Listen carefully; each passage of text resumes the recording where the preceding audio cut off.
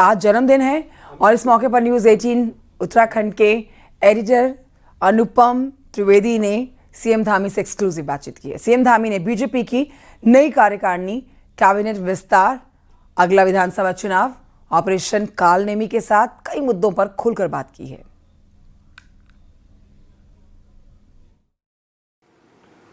Bharatiya Janata party की प्रदेश कार्यकारिणी की घोषणा हुई है और अब नजरें हैं कि आगे क्या डेवलपमेंट होते हैं प्रदेश में।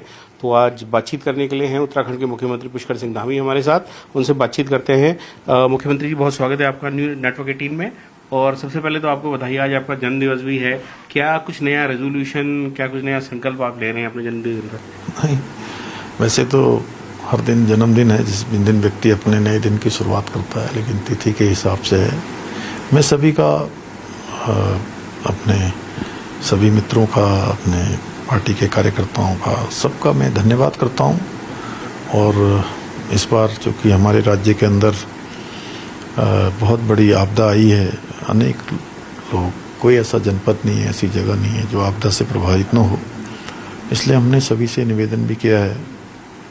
इस बार हम सब इस दिन पर संकल्प लेंगे कि आपदा, जो पीड़ित लोग हैं, प्रभावित लोग हैं, उनकी मदद के लिए हम सब आगे आएं और उनके जीवन को फिर से स्थापित करने में, फिर से पटरी पर लाने में, व्यवस्थित करने में अपना जो योगदान हो सकता है वो योगदान दें। जी, बीजेपी के जो ये संगठनिक चुनाव चल रहे थे, अब नए प्रदेश अध्यक्ष आए, उसके बाद नई कार्यकारिणी बनी है। कार्यकारिणी में बहुत से नए चेहरे दिख रहे हैं, तो अंदाज़ा लगाया जा रहा है कि बीजेपी को इस तरीके का है कि इसमें तजुर्बे के साथ साथ यंग फेसों को तरजीह दी जाए आगे भी।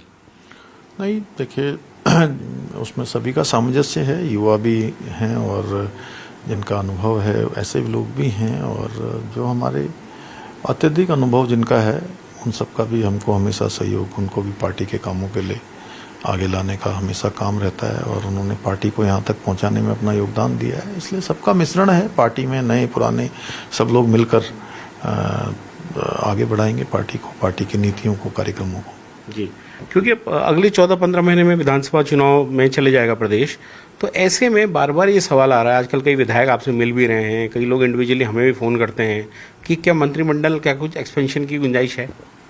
देखिए, हमारे यहाँ पर सभी काम अभी जनवरी माह में हमारे स्थानीय निकाय के चुनाव संपन्न हुए।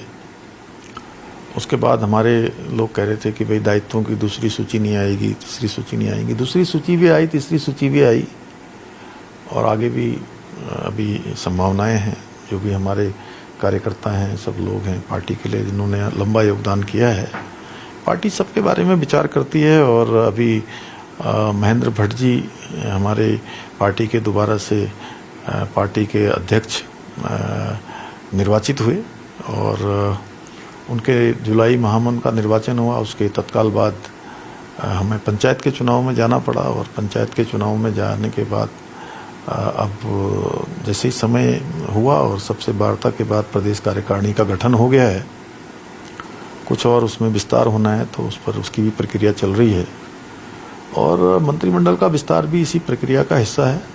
सभी बातें चल रही हैं उसमें, और मैं पहले से कहता आया हूं कि हमारे यहाँ सभी काम तय समय पर होते हैं, लेकिन वो क्रमवार तरीके से आगे बढ़ते हैं। जी, तो ये आपने बड़ी बात की है सीएम साहब की, मंत्रिमंडल का विस्तार आपने इस और इशारा किया है कि होगा, कार्ड्स में है। किस तरीके की शक्ल आपको लगता है कि होनी चाहिए, खासकर तब जब आप चुनाव में जाने का ज़्यादा समय नहीं बचा है? देखिए, सभी पार्टी सभी प्रकार के जो विकल्प होते हैं, उस समय की देशकाल परिस्थिति होती है, उसके अनुसार उसमें निर्णय होते हैं। और हमारे यहाँ पर सभी जो भी हमारे माननीय विधायक हैं, सभी एक तरह से एक प्रक्रिया के तहत विधायक चुनकर आए हैं। सभी में योग्यता भी है, सभी उसके लिए काबिल भी हैं। अब वो लेकिन सीमित संख्या होती है और सीमित स्थान होते हैं, उसमें ही जो है, चूँकि उस समय देश काल परिस्थिति है, वहाँ के कुछ स्थानीय समीकरण भी होते हैं, राज्य की भी स्थितियाँ होती हैं, उनके अनुरूप पार्टी हाईकमान हमारा उस पर सब पर विचार करने के बाद निर्णय करता है। जी, एक अंतिम सवाल है, 2 ऑपरेशन आपकी सरकार ने चलाए, एक कालनेमी पे जिसमें जो फर्जी बाबा हैं जो रूप बदल के या कुछ झूठी पहचान से रहे हैं उनको पकड़ना, और दूसरा ऑपरेशन रहा जो सरकारी भूमि को खाली कराना, खासकर जहां पर इलीगल स्ट्रक्चर्स, रिलीजियस स्ट्रक्चर्स खड़े हुए हैं, धार्मिक स्ट्रक्चर्स खड़े हुए हैं। ये तो ऑपरेशंस ने किस तरीके की छाप छोड़ी है आम लोगों के बीच में? आपके पास क्या फीडबैक है?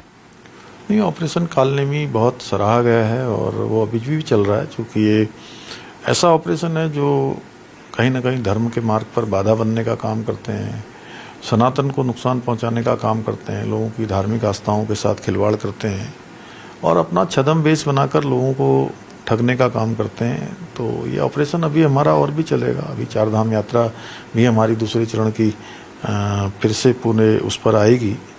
कुछ ही दिनों बाद ये मानसून कम हो जाएगा तो और तेज़ी से यात्रा चलेगी। उस दौरान भी हम इस ऑपरेशन को आगे बढ़ाएंगे और जो अतिक्रमण है,